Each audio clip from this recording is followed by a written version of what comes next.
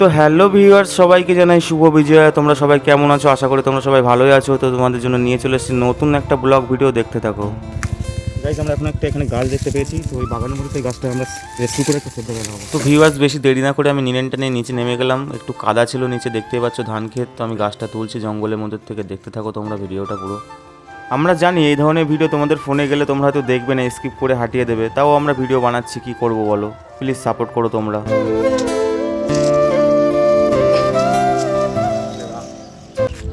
Guys, এই গাছটা হচ্ছে পিটুলি গাছ, যেন কিনা আমরা জানি না। এই গাছটা এখান থেকে তুলে এটা অন্য জায়গায় লাগাবো, একটা ভালো সেফ জায়গায়, যাতে গাছটা আরও সুন্দরভাবে বড় হতে পারে, বাঁচতে পারে। তো চলো যাওয়া যাক, গাছটা কোথায় লাগাবো দেখো তোমরা।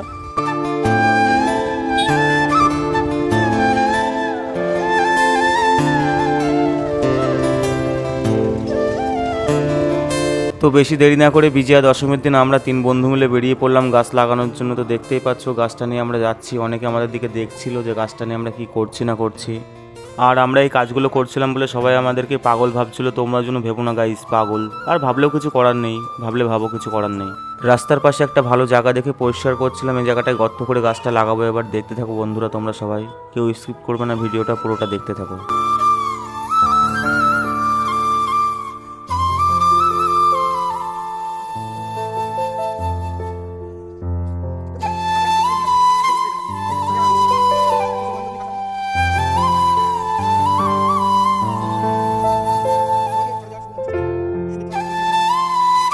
তো ফাইনালি এই পিটুল গাছটা আমাদের লাগানো হয়ে গেছে। তোমাদের যদি ভিডিওটা ভালো লাগে তো অবশ্যই লাইক করবে, কমেন্ট করবে, শেয়ার করবে এবং চ্যানেলটিকে সাবস্ক্রাইব করতে ভুলো না। Thank you for watching.